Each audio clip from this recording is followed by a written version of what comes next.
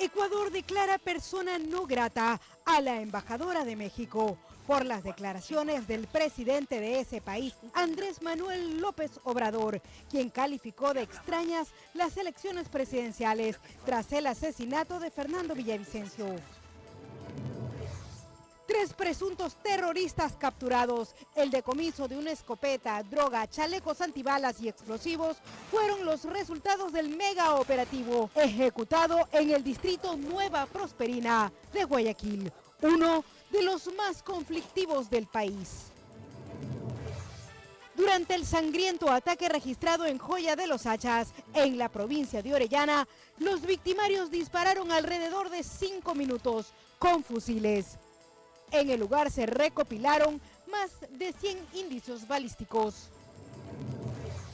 Roberto Campos Crespo, acusado de matar a martillazos a su novia en el 2011, fue extraditado desde Perú. Enfrentará a la justicia ecuatoriana 13 años después de registrado el crimen de María Fernanda Fernández de Córdoba.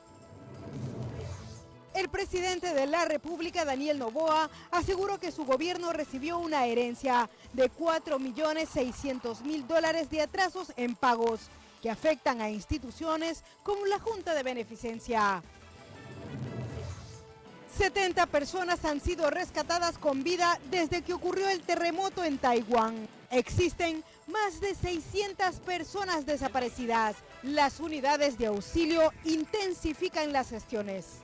Así empieza la noticia Emisión Estelar.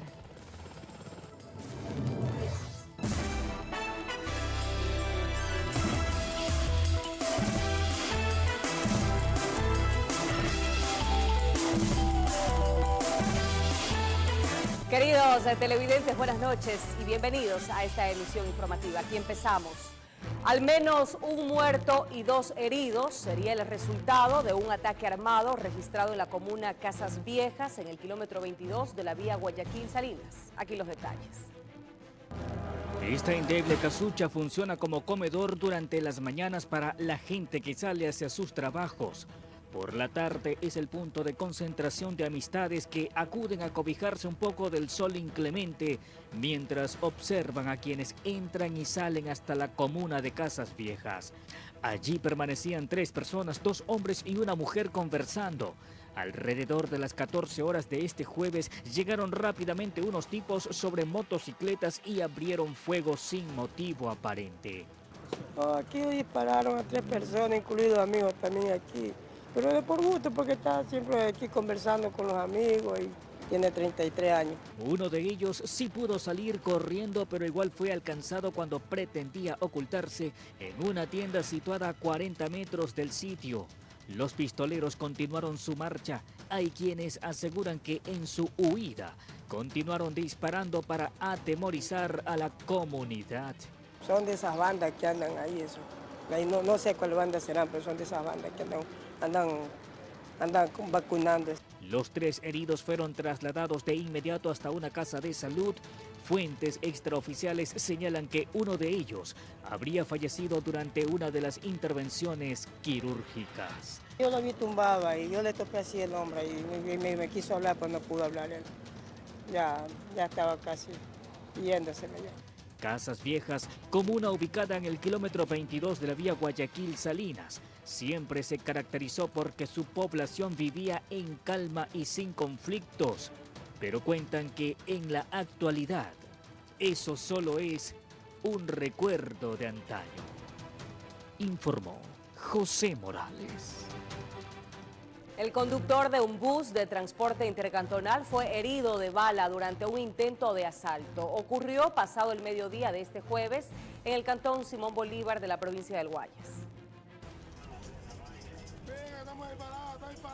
Herido de bala pero consciente, Cristian Aguilera Mora conduce el bus Disco 19 de la cooperativa Mariscal Sucre desde el sector Las Palmas del cantón Simón Bolívar hasta la parroquia Lorenzo de Garaycoa, en donde fue auxiliado por personal del cuerpo de bomberos.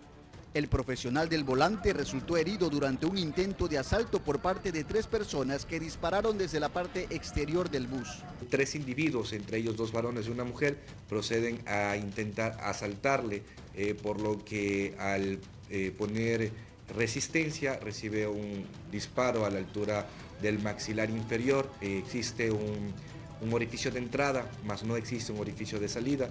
Los disparos perforaron el parabrisas principal del micro y uno de los proyectiles impactó en la quijada del conductor. El instinto de supervivencia hizo que emprendiera la marcha hasta llegar a una zona poblada en donde sabía que recibiría ayuda. Todo esto con varios pasajeros a bordo que se limitaron a grabar con sus celulares el estado del profesional del volante. Dentro del bus como pasajero venía una persona de sexo masculino y las otras personas, la pareja, el hombre y mujer, le llegan después. El herido, mientras tanto, se encuentra estable y a esperas de un cupo en una casa de salud de Guayaquil para ser intervenido quirúrgicamente, informó Miguel Laje. La tarde de este jueves, dos jóvenes de 29 y 19 años, además otro de 17 años, fueron asesinados de varios disparos en el centro del cantón El Empalme, provincia de Guayas. Los sicarios interceptaron a estas personas y cuando ellos intentaron correr para salvar sus vidas, los acribillaron. Mientras que otro ciudadano de 17 años fue hospitalizado al recibir un disparo en la cadera.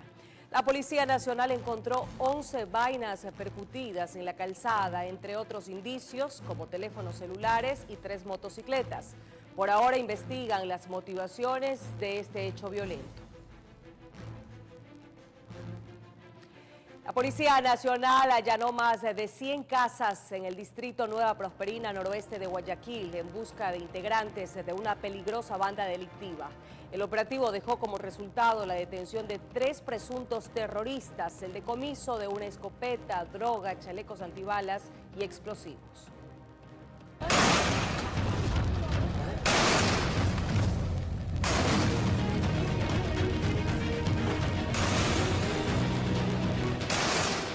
Amanecí en el puerto principal y un piquete de aproximadamente 200 policías se internaba en la cooperativa Valerio Estacio, en el noroeste de Guayaquil. Los uniformados contaban con información de que integrantes de una peligrosa banda delictiva había convertido en su centro de operaciones ese sector. Aquí diversas economías criminales, microtráfico, secuestro, extorsión, tenemos el reclutamiento de menores.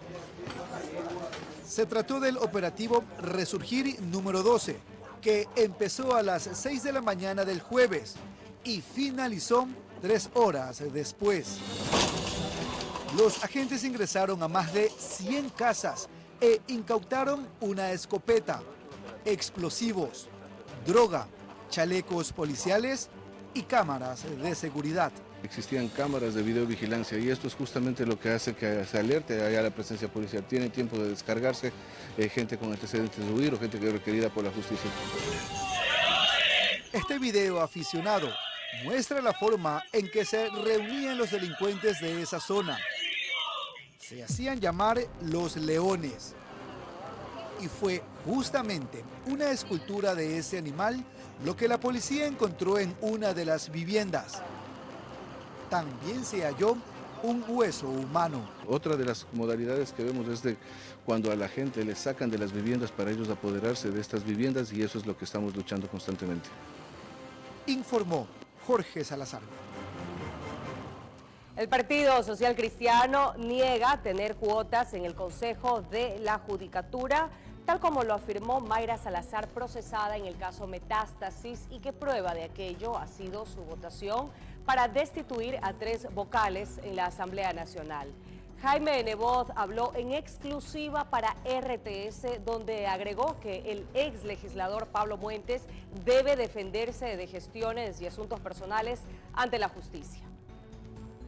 Hay un grupo de amargados que nos detestan. Nebot da la cara y en su primera aparición mediática aclaró que si los detractores buscan salpicar al partido en la pesca de Metástasis y el contubernio judicial, pierden su tiempo. No quieren que se acabe un escándalo para que empiecen ellos a salir a la palestra porque no quieren ser investigados y sancionados. Quien controla con fines ilícitos una organización no quiere destruirla, no quiere destituir a sus miembros, pues favores, ¿qué favores? ¿Qué favores? El Partido Social Cristiano ha nombrado un juez, no ha nombrado ningún juez. Además no puede nombrarlos tampoco. No le saca el cuerpo a la detención de Pablo Muentes. Cauto, sin embargo, habló del debido proceso y la utopía de que alguien tenga patente de corso. Y al juez sentenciar dentro de la ley, sin temor ni favor. Ahora bien, está claro, clarísimo, y creo que para todos, que las acusaciones giran en torno a las actividades personales del giro de negocios del señor Pablo Muentes. Luego del Plan Fénix, destacó la disminución del índice de muertes violentas, pero acotó que vacunas y secuestros imperan a su antojo. El secuestro se ha industrializado. Hace poco en una vivienda del sur de Guayaquil, un par de jóvenes, uno mayor de edad y uno menor, tenían 10 secuestrados en una casa. La extorsión hoy día es parte del rol de pagos de casi todo el mundo y se ha multiplicado fuertemente respecto de las estadísticas de los 3 primeros meses del año pasado. Y si la consulta plantea bajar esos índices, así como permitir otra modalidad laboral, es un asunto de lógica y consecuencia popular, apostilló. Mujeres que tienen sus ocupaciones distintas en su hogar o en otro tipo de cosas, y jóvenes que estudian, les sobra 3, 4 horas para trabajar. ¿Por qué no pueden trabajar? Porque absurdamente la ley lo prohíbe. Es una reforma constitucional que hay que decirle que sí. Y para abrir otras plazas, también el apoyo sin más postergaciones al agro. Un diamante en abandono, afirmó. El Fondo Monetario Internacional, no los operadores que sirven a los tenedores de bonos, sino los que piensan. Ya le han dicho, señores, vayan al crecimiento, liguen el pago de la deuda al crecimiento de las exportaciones. Confirmó además que Jan Topic volverá a aparecer en la papeleta presidencial del 25 por la 6 y otros aliados. Informó Jorge Escobar. La Fiscalía General del Estado informó que un tribunal negó el recurso de apelación presentado por Francisco B., hijo de la vicepresidenta de la República, Verónica Abad, investigado por el presunto delito de oferta de tráfico de influencias. Francisco B. permanecerá en la cárcel La Roca. El presidente Daniel Noboa aseguró que su gobierno recibió una herencia de 4.600 millones de dólares de atrasos en pagos que afectan a instituciones como la Junta de Beneficencia y manifestó su confianza en un resultado positivo en la consulta popular. Declaraciones que dio en el marco de la reinauguración del Hospital Pulson en el norte de la urbe porteña. El Hospital de Especialidades Pulson de la Junta de Beneficencia de Guayaquil fue reinaugurado en un acto que presidió el primer mandatario Daniel Noboa, quien habló sobre la deuda que el Estado arrastra desde hace años con la Junta. La Junta de Beneficencia ha sido un pilar fundamental y ha ayudado a este gobierno que inició con una herencia de 4.600 millones de dólares de atraso. Aún así, tuvieron no solo la decencia, sino la fuerza, la valentía y la convicción de que las cosas sí se pueden cambiar. Tenemos ya una ruta crítica con él marcada y confiamos, señor presidente, que eso va a ser así. Además de salud, Noboa se refirió a la consulta popular y referéndum en el marco de varios hechos violentos registrados en el país. Tenemos por delante el desafío de consolidar la paz, de mantener las buenas cifras que teníamos a pesar de que ciertos grupos, muchos de ellos inmiscuidos también con la clase política tradicional, quieran hacernos quedar mal, especialmente las últimas semanas antes de una consulta popular. Toca igual levantarse con la misma fuerza, con la misma voluntad. El hospital dispone de 350 camas, la consulta externa más grande del país, 18 quirófanos, centro de imágenes y una repotenciada unidad de cuidados intensivos. El hospital Alfredo Pulson no contaba con un área de imagen, porque al ser un hospital de obstetricia no necesitabas una cosa muy grande. Entonces en el subsuelo se hizo un área de un centro de imágenes tan grande como es el del Hospital Luis Bernaza. El proyecto costó 14 millones de dólares y en consulta externa se atienden a más de 300.000 personas al año, informó Adriana Peralta. El presidente de la República, Daniel Noboa Asín, acudió la mañana de este jueves al Hospital de la Policía Nacional de Guayaquil para visitar a los uniformados que fueron heridos durante un cruce de balas en el Triunfo, provincia del Guayas, mientras trataban de impedir un asalto en el cantón. El presidente de la República, Daniel Noboa, visitó este jueves 4 de abril a los servidores policiales que fueron heridos en un cruce de proyectiles de arma de fuego al momento que intentaron impedir un robo en el Cantón El Triunfo. El jefe del Estado aprovechó el momento para extender su solidaridad y agradecer la gran labor de los uniformados. También expresó su total apoyo a la Policía Nacional y a las Fuerzas Armadas en la lucha contra la violencia provocada por los distintos grupos terroristas en el país. Es importante que se sientan que el presidente de la República los respalda y que está atrás de la labor de ellos. No podemos permitir que ni la policía ni las Fuerzas Armadas sientan que están solos en esto. No podemos permitir que nadie se desmotive. Seguimos en una guerra y la peleamos todos los días. Hay gente que ha sacrificado hasta su vida. Los agentes heridos mencionaron sentirse orgullosos de su trabajo y que hoy en día se sienten más respaldados por las autoridades del actual gobierno. Es una vocación que nosotros tenemos, defender la vida de las demás personas, nuestra vida, con nuestra vida si fuera necesario. Y nosotros confiamos en el presidente que está ahorita combatiendo todos estos grupos delincuenciales. Satisfactorio para mí servir a la patria más que nada porque es algo que yo decidí hacer y algo que me gusta en realidad hacer. Sin embargo, al otro servidor policial se le está brindando atención especializada en la unidad de cuidados intensivos. La ministra Mónica Palencia informó que de este hecho delictivo existen 23 detenidos que están siendo procesados por las causales de robo e intento de asesinato y a la vez pronunció que aplaude la labor judicial que dejó a todos con detención preventiva. Los agentes del orden ponen el pecho a las balas, su vida en las manos de Dios y el valor de servir a la patria. Ecuador declaró persona no grata a la embajadora de México. La Cancillería señaló que tomó esta decisión tras declaraciones del presidente de ese país, Manuel López Obrador, en las que hace referencia al proceso electoral de agosto del 2023. El gobierno ecuatoriano declaró este jueves persona no grata a la embajadora de México en Ecuador, Raquel Serúrez Meck, esto tras las declaraciones del presidente de México, Manuel López Obrador, en las que hace referencia a las elecciones generales realizadas en Ecuador en agosto del 2023. El presidente Obrador, durante su habitual rueda de prensa matinal, hizo específicamente referencia al asesinato del ex candidato presidencial Fernando Villavicencio y cómo, a su criterio, la muerte de Villavicencio influyó en los resultados electorales. Hubieron elecciones en Ecuador. Iba la candidata de las fuerzas progresistas como 10 puntos arriba. Entonces, un candidato que habla mal de la candidata que va arriba, de repente es asesinado y la candidata que iba arriba se cae y el candidato que iba en segundo sube. La Cancillería del Ecuador calificó estas declaraciones de desafortunadas y mencionó que el país aún sigue en luto tras el asesinato del ex candidato presidencial. De acuerdo a la cartera de Estado, se declara como persona no grata a la embajadora de México en base al artículo 9 de la Convención de Viena sobre Relaciones Internacionales. El impasse no significa que Ecuador rompe relaciones diplomáticas con México. Informó Edwin Benalcázar. En Ecuador.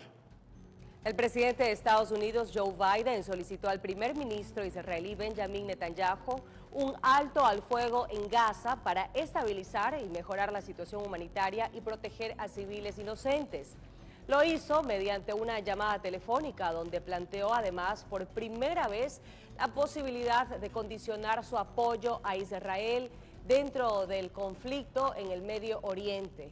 También le instó a que permita a sus negociadores concluir un acuerdo sin dilación para devolver a casa a los rehenes, secuestrados todos por el movimiento islamista palestino Hamas, tras su ataque a Israel el pasado 7 de octubre, en el que también murieron unas 1.200 personas. 22 horas con 20 minutos, es momento de un primer corte comercial, amigos, pero al regresar de esta pausa analizaremos la segunda pregunta de la consulta popular. Esta plantea la extradición de ecuatorianos que enfrentan juicios en otros países por delitos transnacionales. Quédese con nosotros. Vamos de regreso con más información para todos ustedes. El Tribunal de Garantías Penales de Manta declaró culpable al ex agente fiscal Juan Carlos Izquierdo, acusado de violencia psicológica ejercida en contra de la modelo Naomi Arzentales, quien fue hallada muerta en el departamento del ex fiscal en diciembre de 2021. La sentencia se anunció este 4 de abril. El ex fiscal Juan Carlos Izquierdo fue sentenciado a 3 años de prisión por violencia psicológica en contra de su expareja, la fallecida modelo Naomi Arzentales. La sentencia fue emitida de manera oral este jueves 4 de abril por el Tribunal de Garantías Penales de Manta. Han transcurrido 2 años, 4 meses y ya hemos logrado una sentencia favorable. En la de femicidio, la Fiscalía General del Estado nos queda debiendo porque nos solicitan la práctica de más diligencias para poder configurar y formular cargos por este tipo penal. La diligencia se desarrolló de forma reservada desde el pasado 22 de enero, cuando una jueza de Manabí llamó a juicio a Izquierdo. El proceso por violencia psicológica comenzó el pasado 30 de junio del 2023. Como madre, por el amor que le tengo a mi hija, a mis hijas y a toda mi familia, yo voy a seguir en la lucha. Y yo sé que Dios a mí me ayuda muchísimo y que esto es solo el principio. No me quejo, esperaba más. La defensa del exfiscal explicó que las medidas alternativas a la prisión se mantienen para su defendido. Esperan la resolución escrita para apelar la sentencia. Falta la sentencia escrita y la evidente apelación no se ejecuta hasta que se concluyan todas las etapas del proceso penal. Recién esta es una, falta la apelación, casación, qué sé yo. Entonces no se ejecuta. Él tendrá que seguir cumpliendo las medidas respectivas. El 12 de diciembre del 2021, Naomi Arzentales fue encontrada muerta en el departamento del exfiscal en el piso 13 de un edificio en Manta. Desde la provincia de Manabí, informó Wendy Delgado. En otro tema, la nueva mayoría del Consejo de Participación Ciudadana y Control Social, encabezada por el presidente Andrés Fantoni, está a la espera del pronunciamiento de la Procuraduría para unificar o no los concursos de renovación de los miembros del Consejo Nacional Electoral CNE. Luego de un día acalorado en el Consejo de Participación Ciudadana y Control Social, por el momento, parece retornó la calma. Andrés Fantoni asumió el despacho de la presidencia de la entidad, al ser removida del cargo Nicole Bonifaz, por aparente pérdida de confianza. Nicole Bonifaz le entregó el despacho sin ningún problema, le ha dado toda la información o tiene inconvenientes en eso. Bueno, existió un poco la demora, pero ya el día de hoy se pudo cristalizar. Estamos solicitando la información en áreas pertinentes, queremos saber en qué estado agarramos la parte administrativa. Se va a enviar también una solicitud a Contraloría que se haga una revisión de cada una de las administraciones y también vamos a hacer una hoja de ruta con los equipos de coordinaciones y subcoordinaciones para tener una agenda priorizada y darle fluidez a todos los actos que han estado estancados. Hoja de ruta en donde desde ya se garantiza que todos los concursos pendientes tendrán importancia. Entre esos el CNE, COPISA, Defensor del Pueblo, Tribunal Contencioso Electoral, todo eso reposaba en los sueños de los justos. Eso no puede suscitar. Es parte del pensamiento por optimización de recursos, por temas presupuestarios y también porque todos en el mes de noviembre, cumplen su límite de funciones. Entonces no queremos tener prorrogados, eso es algo que esta administración va a combatir. Eso fue algo ya aprobado en semanas anteriores, esto tendrá que ir a la consulta a la Procuraduría General del Estado, una vez que el Procurador General del Estado nos dé el aval o no, veamos qué sucede en lo posterior, porque en el peor de los casos tendríamos 2 autoridades del CNE cambiadas de este año y si no, tendríamos la renovación de los 5 miembros del Consejo Nacional Electoral. Eso estamos a la expectativa.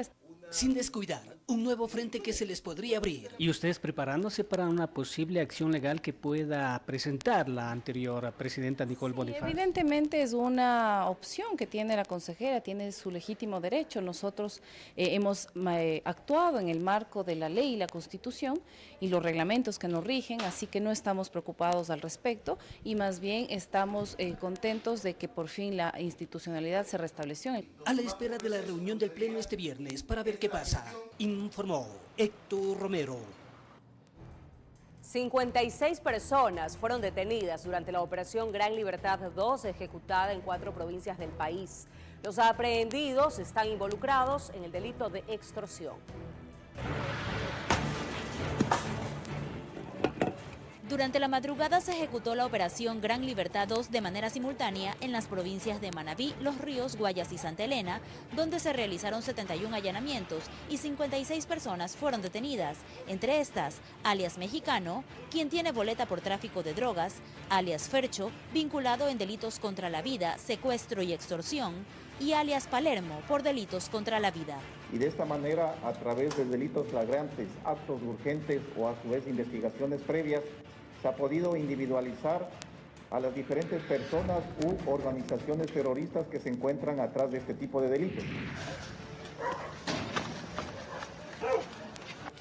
Entre los indicios encontrados hay 54 armas de fuego, 8 carros, 10 motocicletas, 4.889 gramos de droga y más de $28.000 en efectivo. La dinámica de secuestros y extorsiones también se ha modificado, tomando en consideración que existe una contención de los centros de privación de libertad que nos ha permitido visibilizar de que efectivamente otras personas que son parte de estas estructuras criminales que se encuentran en extramuros han cambiado de cargo y función. Y por eso es el tema de la demanda o el incremento del tema de los delitos extorsivos, tomando en consideración que el 50% de los delitos extorsivos tienen un cometimiento a través de las redes virtuales. De enero a marzo de este año se han realizado 121 operativos por secuestro y extorsión, donde se liberaron a 63 personas y hubo 343 detenidos. Informó Roselena Vázquez.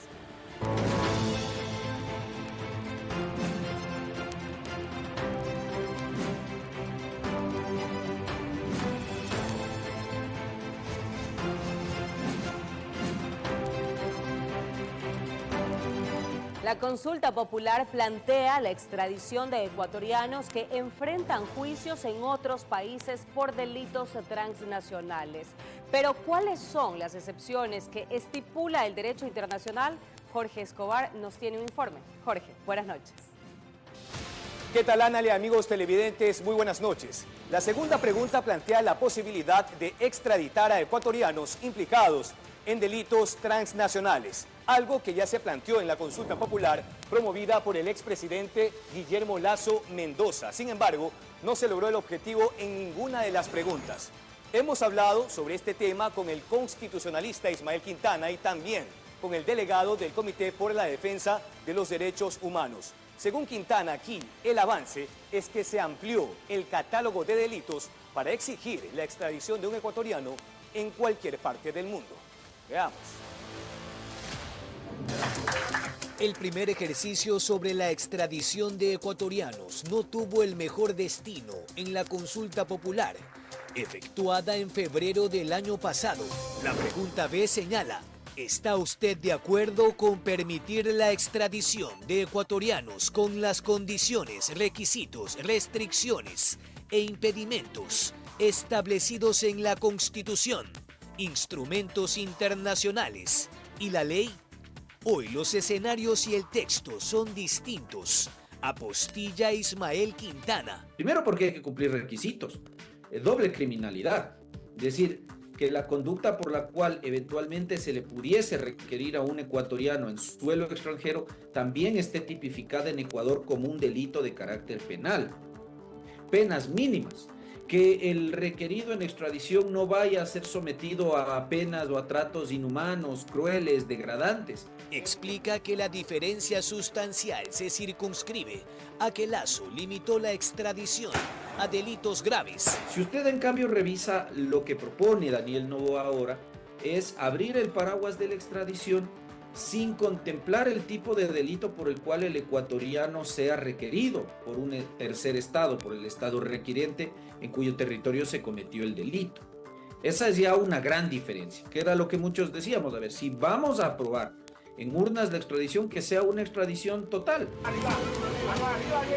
Y hay casos emblemáticos como el de Wilder Sánchez, narcotraficante ecuatoriano detenido en Colombia y extraditado a Estados Unidos, pero en el Comité Permanente por la Defensa de los Derechos Humanos precisan que hay fronteras legales. No que se vuelva una condición para la incomunicación absoluta.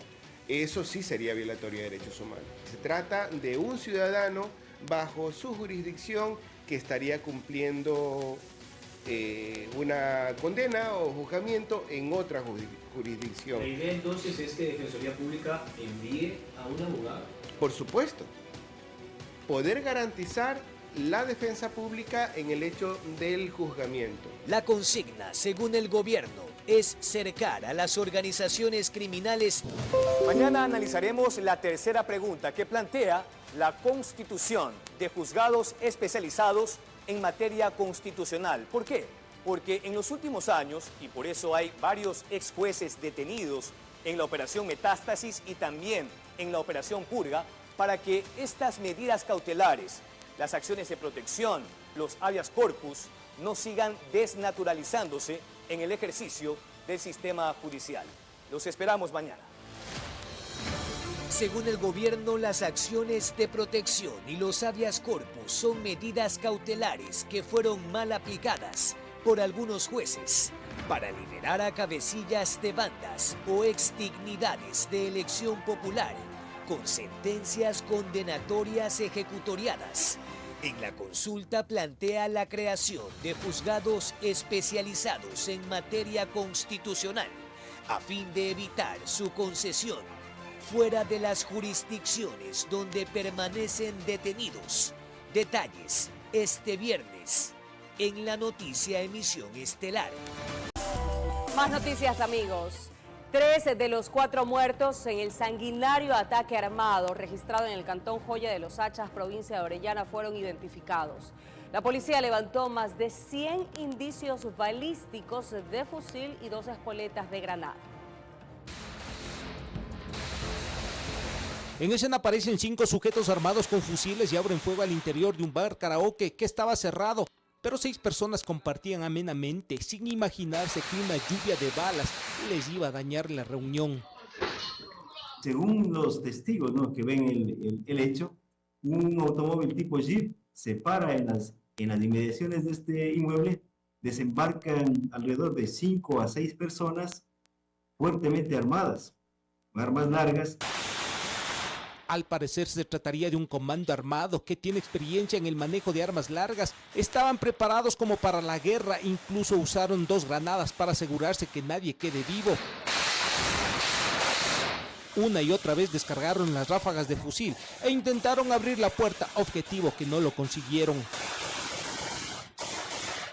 Hemos analizado esto y vemos que es un grupo de tácticos, saben mucho de armas largas, tienen conocimiento de eso y al parecer sería un grupo tal vez terrorista, ¿no? El saldo trágico, 4 personas de sexo masculino fallecidas, 2 heridas, una mujer y un colombiano, estos últimos fuera de peligro. En el interior del karaoke, agentes de criminalística levantaron 120 indicios balísticos y 2 espoletas de granada. No sé qué tipo de granada, eso se determinarán en las investigaciones y en los peritajes que se realicen por las unidades especializadas. Las personas que estuvieron al interior no se les encontró armas de fuego. De los 4 acribillados, 3 están identificados, son ecuatorianos, un cuerpo no ha sido reconocido, 2 tenían antecedentes. Se trataría de un ataque planificado y selectivo. Una persona tiene antecedentes por tenencia de armas y el otro tiene por asociación ilícita, robo y porte de arma de fuego. Informó Iván Casamen. Finalmente, Roberto Campos Crespo, acusado de matar a martillazos a su novia en el año 2011, llegó a Ecuador luego de un largo proceso de extradición. Hace casi un año fue capturado en Lima, Perú. La familia de la víctima ha esperado 13 años para que se haga justicia. Esta madre ha esperado casi 13 años para volver a ver a quien considera el asesino de su hija. María Flores conoció a Roberto Campos Crespo cuando María Fernanda Fernández de Córdoba se lo presentó como su novio. La joven de 21 años de edad fue asesinada el 4 de octubre del 2011 dentro del departamento de él, ubicado en Lomas de Urdesa, en el norte de Guayaquil. Perdió la vida luego de recibir 29 martillazos en la cabeza. Desde el día de su fallecimiento hasta hoy, Campos ha sido el único señalado como autor del crimen. María Flores llegó con sus hermanos este jueves al aeropuerto de Guayaquil, con el propósito de agradecer la gestión de los agentes de Interpol que ayudaron a atraparlo.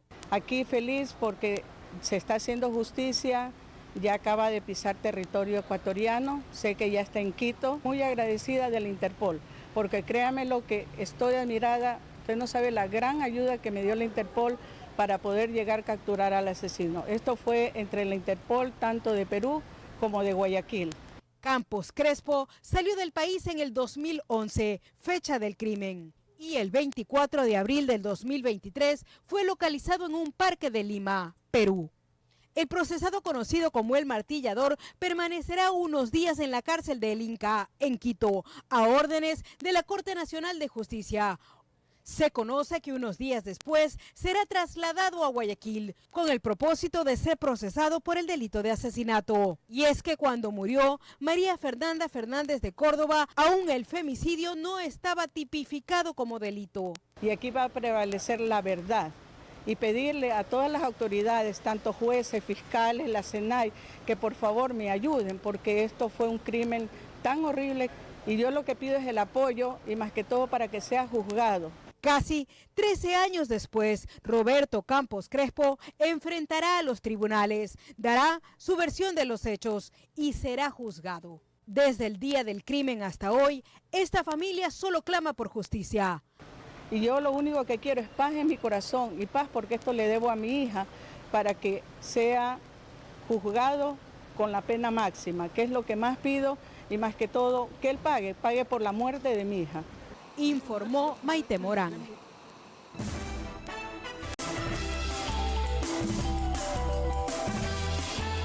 Un aumento de 15 centavos al pasaje de la transportación urbana es lo que sugiere el informe de la ATM. Al cabo de varias postergaciones por la coyuntura y 8 años del último aumento de 5 centavos, la ATM socializó con el gremio el informe final sobre el aumento del precio del pasaje urbano. Decidieron develar lo que hasta marzo era un secreto de Estado municipal. Que será de 45 centavos de dólar. Enviaremos el proyecto para que sea analizado por parte del Consejo y que ellos tomen la última decisión. Preferencial 22, Circuito Express 35 y preferencial o especial Circuito Express 17 centavos. Por supuesto, deberán tener las escotillas de seguridad, aire acondicionado, internet, realizar las paradas autorizadas en los puntos establecidos. No es el ponerle inmediatamente un aire acondicionado al carro. En este valor tarifario no está el aire acondicionado. Es un valor diferenciado que tiene que ser ajustado y analizado por la autoridad pertinente como es esta institución. Aún no hay fecha para su inclusión en el orden del día a inicios de un mes en el que se subió el IVA y el precio de los combustibles, informó Jorge Escobar. La cifra de fallecidos por el terremoto en Taiwán ocurrido el pasado miércoles subió a 10. La última víctima mortal fue un senderista de 65 años sepultado por las rocas en el Parque Nacional Taroko. El número de heridos supera las 1000 personas. Esto mientras que los equipos de rescate buscan liberar a las personas aún atrapadas en túneles y carreteras remotas. Ya se han contabilizado 600 personas desaparecidas en los principales puntos turísticos de ese país, donde resulta complicado acceder por lo que utilizan helicópteros para localizar a quienes se encuentran vivos en las zonas montañosas del centro y este de Taiwán. Así concluimos, amigos. Ya está con nosotros José Alberto Molestina. ¿Qué tal, José? Buenas noches. Buenas noches, querida Anneli. ¿Cómo estamos? Un abrazo grande para ti. Espero que estés muy bien. Abrazo grande para el abogado. Abrazo grande. Ahí, el abrazo. Muy bien. Nos vamos.